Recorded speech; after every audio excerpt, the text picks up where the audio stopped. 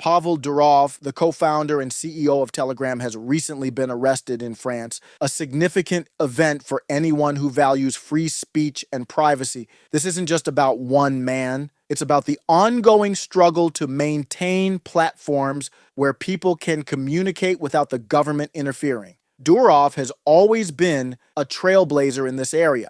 Before co-founding Telegram, he created VK, Russia's version of Facebook, and built it into the most popular social network in the country. But his commitment to free speech has consistently put him at odds with powerful governments. Durov, a 39-year-old billionaire with Russian origins who holds citizenship in both France and the United Arab Emirates, was arrested at Le Bourget airport near Paris on a Saturday as he was traveling from Baku, Azerbaijan. French authorities detained him as part of an investigation into various alleged offenses associated with the Telegram messaging app. The charges against him are severe, including accusations of fraud, drug trafficking, cyberbullying, organized crime, and the promotion of terrorism. These allegations stem from concerns that Telegram has not adequately addressed the misuse of its platform for criminal activities. Following his arrest, Durov was expected to appear in court to face charges related to the alleged misuse of Telegram for illegal activities.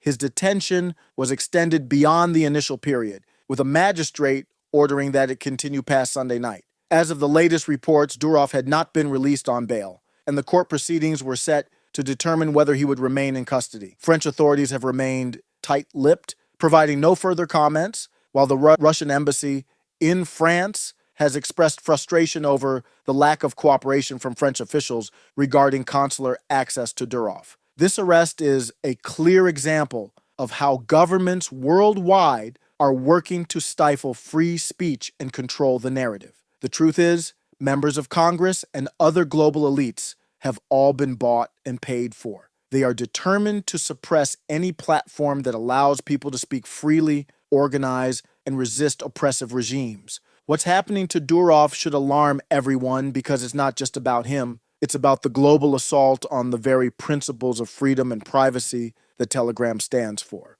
Durov's resistance to authoritarian pressure is nothing new. When he was running VK, the Russian government demanded that he hand over data on users who were organizing massive protests. These weren't just small gatherings. Hundreds of thousands of people were in the streets demanding change. But Durov, staying true to his principles, refused. He recounted to Tucker Carlson.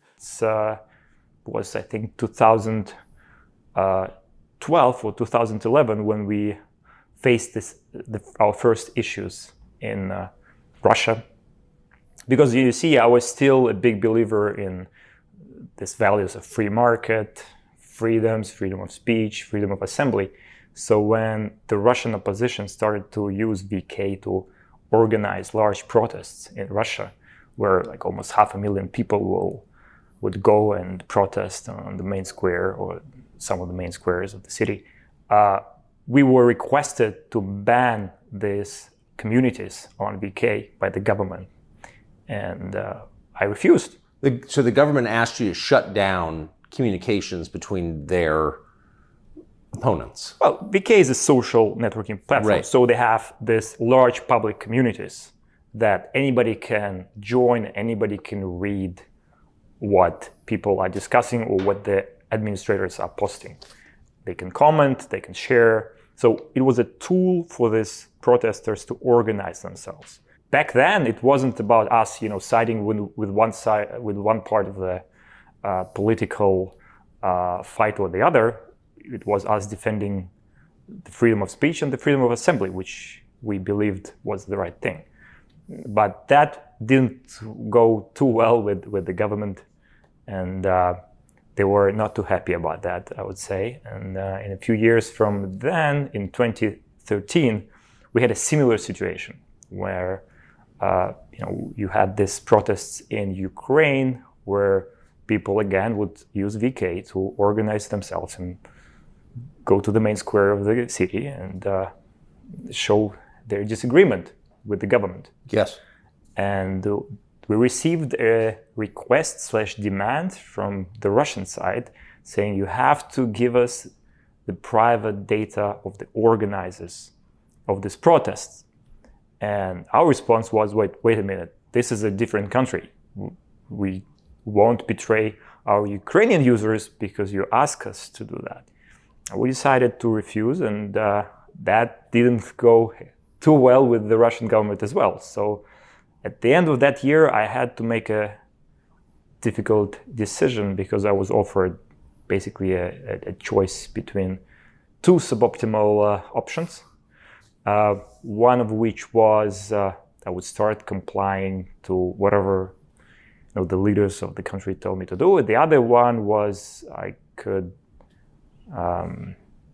sell my stake in the company, resign as the CEO, and leave the country. I chose the latter. Durov sat down for an in-depth interview with Tucker Carlson, where he provided a rare glimpse into the challenges he has faced while running Telegram. Carlson, known for his straightforward and often provocative style, gave Durov a platform to speak openly about the pressures he's faced from governments around the world. The interview was particularly timely as it came just months before Durov's arrest. Durov discussed not only his past experiences with VK, but also the ongoing attempts by various governments to undermine Telegram's commitment to user privacy and free speech. This interview offered the public a deeper understanding of the stakes involved in Durov's mission and the lengths to which he is willing to go to protect the principles he believes in. The attack on Telegram is about more than just controlling communication. It's about governments trying to annihilate any form of communication they can't control.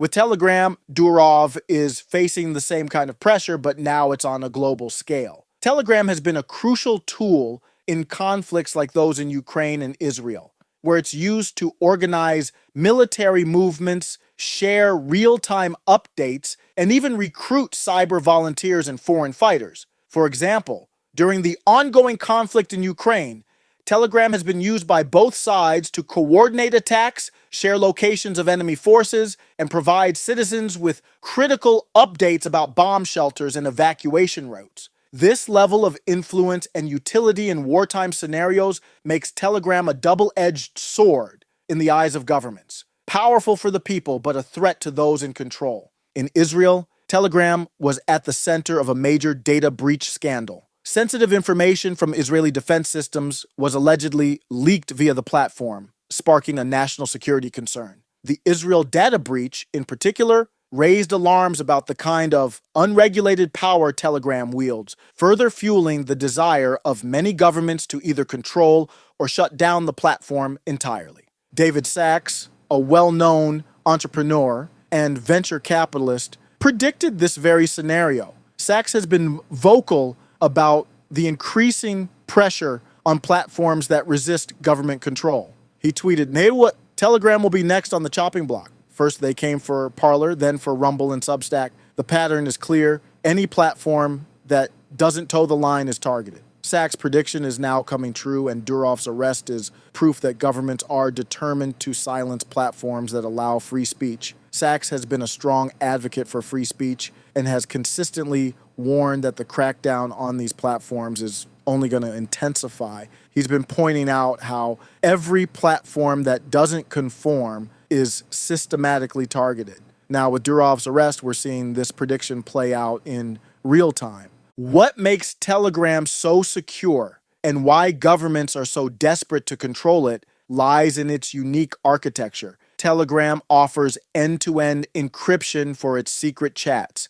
which means that the messages are encrypted from one device to another and can only be read by the intended recipient.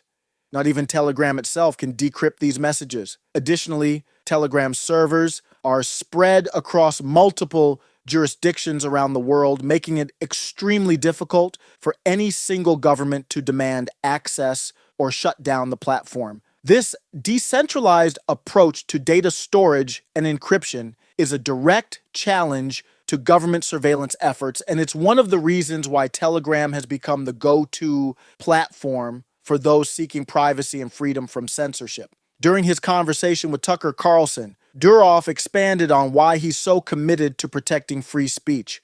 When I founded Telegram, I knew the risks. I knew that standing up to powerful governments wouldn't be easy, but I also knew that someone had to do it. Too many platforms are caving to pressure, handing over user data at the first sign of trouble. But we've built Telegram to resist that. We've designed it so that even if we wanted to, we couldn't hand over your data. And that's why we're a target, because we've built something that's truly free, something that can't be controlled by any government. Durov said it himself. Every day, 2.5 million users sign up.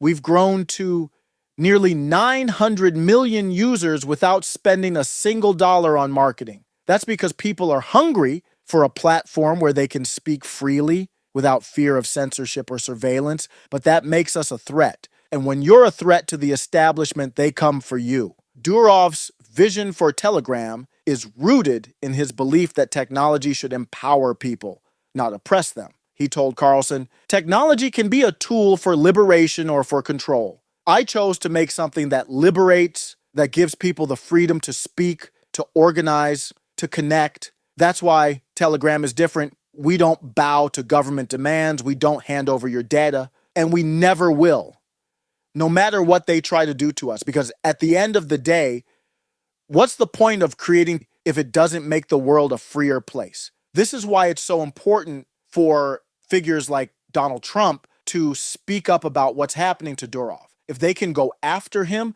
they can go after anyone. This isn't just a legal case. It's a battle for the soul of the internet. If you care about free speech, now's the time to get involved. Make sure to check out the Middle MAGA YouTube channel, where we dive into these issues without any filters, and visit our website to join the conversation. The story is far from over, and neither is the fight for free speech. As he put it, when you create something as groundbreaking as Telegram, you have to be prepared to live the rest of your life as a fugitive. But I'm okay with that, because the alternative, living in a world where governments control everything we say and do, is far worse. Middle MAGA.